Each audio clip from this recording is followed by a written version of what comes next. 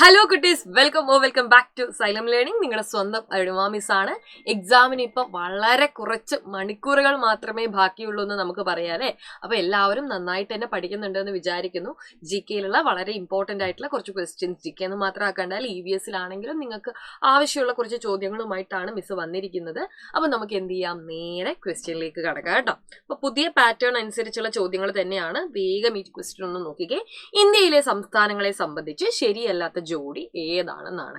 ഇന്ത്യയിലുള്ള വിവിധ സംസ്ഥാനങ്ങളെ കുറിച്ച് നിങ്ങൾക്ക് അറിയാലോ. എത്ര സംസ്ഥാനങ്ങളാണ് ഇന്ത്യയിലുള്ളത്? 28 സംസ്ഥാനങ്ങളും 8 കേന്ദ്രഭരണ പ്രദേശങ്ങളുമാണുള്ളത് അല്ലെ. 28 സ്റ്റേറ്റ്, അതേപോലെ തന്നെ 8 യൂണിയൻ ടെറിട്ടറീസ്, കേന്ദ്രഭരണ പ്രദേശങ്ങൾ. ഇവരുടെ തലസ്ഥാനങ്ങൾ നിങ്ങൾ അറിഞ്ഞു വെക്കുക എന്നുള്ളത് വളരെ ഇമ്പോർട്ടന്റ് ആയിട്ടുള്ള ഒരു കാര്യമാണ്. ഇവിടെ തന്നെ നോക്കിക്കേ, ആന്ധ്രാപ്രദേശ്, ഉത്തരാഖണ്ഡ്, ബീഹാർ, മിസോറാം, ഈ 4 സംസ്ഥാനങ്ങൾ തന്നിട്ടുണ്ട്. തലസ്ഥാനാണ് എഴുതേണ്ടത്.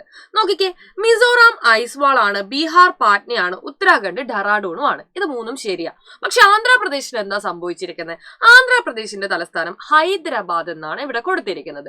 നിങ്ങൾ നന്നായിട്ട് പഠിച്ചിട്ടില്ലെങ്കിൽ തെറ്റാൻ സാധ്യതയുള്ള ഒരു ക്വസ്റ്റ്യൻ തന്നെയാണ് അല്ലെ ഇത്. കാരണം എന്താ, ആന്ധ്രാപ്രദേശിന്റെ തലസ്ഥാനം പണ്ട് ഹൈദരാബാദ് ആയിരുന്നു. പക്ഷെ ആന്ധ്രയെ നമ്മൾ വിഭജിച്ച് ആന്ധ്രയും തെലുങ്കാനയുമായിട്ട് മാറിയിട്ടുണ്ടെന്നുള്ളതും, ആന്ധ്രയുടെ തലസ്ഥാനം ഇപ്പോഴേതാ, അമരാവതി അല്ലെ. ഏതാണ്? അമരാവതി ആണെന്നും, ഹൈദരാബാദ് ആരുടെ തലസ്ഥാനാണ്? തെലുങ്കാനയുടെ സംസ്ഥാനാണെന്നും, തെലുങ്കാനയുടെ തലസ്ഥാനമാണെന്നും നിങ്ങൾ എന്ത് ചെയ്യണം, അറിഞ്ഞിട്ടുണ്ടാവണം. ഓക്കെ, ക്ലിയർ ആണോ?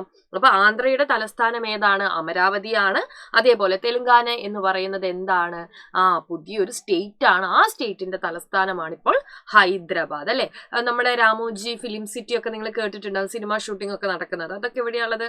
ഹൈദരാബാദിലാണുള്ളത്. അപ്പൊ അതൊക്കെ എന്ത് ചെയ്യാവുന്ന ഓർത്ത് വെച്ചേക്കുക കേട്ടോ. അടുത്ത ചോദ്യം നോക്കാം നമുക്ക്. ഒരു സ്റ്റേറ്റ്മെന്റ് ക്വസ്റ്റ്യൻ ആണ്. ഇന്ത്യയെ സംബന്ധിച്ച് ശരിയായ പ്രസ്താവനകൾ ഏതെല്ലാം? ലോകരാജ്യങ്ങളിൽ വലുപ്പത്തിൽ ഇന്ത്യയുടെ സ്ഥാനം 7 ആണ്. ഇന്ത്യയിൽ 29 സംസ്ഥാനങ്ങളും 6 കേന്ദ്രഭരണ പ്രദേശങ്ങളുമാണുള്ളത്. ഇന്ത്യയുടെ ഹൃദയം എന്നറിയപ്പെടുന്ന സംസ്ഥാനം മധ്യപ്രദേശാണ്. നോക്കിക്കേടാ, ഈ 1, 2, 3 സ്റ്റേറ്റ്മെന്റുകളിൽ 1, 2, 3 നോക്കുമ്പോ ഈ നടുക്കത്തെ, അതായത് രണ്ടാമത്തെ സ്റ്റേറ്റ്മെന്റ് നമ്മൾ പറഞ്ഞതനുസരിച്ച് എന്താണ് ഇപ്പോ തെറ്റായിട്ടുള്ള കാര്യമാണ് അല്ലെ. 1, 3 മാത്രമേ ശരിയായിട്ടുള്ളൂ. സോ റൈറ്റ് ആൻസർ എന്ന് പറയുന്നത് ഏതാണ്? C ആണ്. ഇങ്ങനെയാണ് ചോദ്യങ്ങളിലേക്ക് നിങ്ങൾ എന്ത് ചെയ്യേണ്ടത്, മനസ്സിലാക്കേണ്ടത്. നമ്മൾ പഠിച്ച ചോദ്യങ്ങൾ തന്നെയാണ്. അപ്പൊ നല്ല കൃത്യമായിട്ട് ആൻസറിലേക്ക് എത്താൻ എന്ത് ചെയ്യുക, എല്ലാവരും ഒന്ന് ശ്രമിക്കുക കേട്ടോ. ഓക്കെ, അടുത്തത് ഒരു സിമ്പിൾ ക്വസ്റ്റ്യൻ ആണ്. നിങ്ങൾക്ക് ഒരുപാട് പ്രാവശ്യം പറഞ്ഞു തന്ന ഒരു ചോദ്യമാണ്.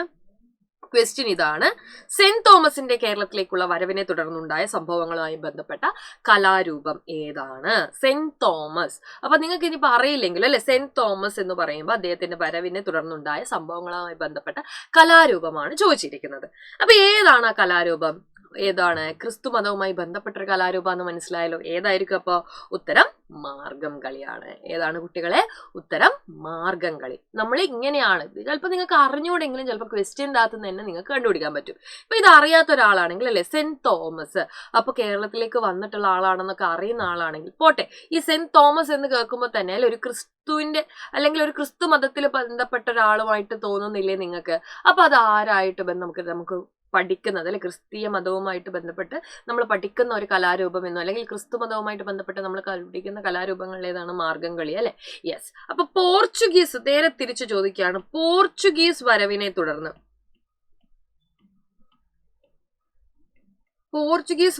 തുടർന്നുണ്ടായതാണെങ്കിലോ അതേതാണ്? അത് ചവിട്ട് നാടകമാണ്.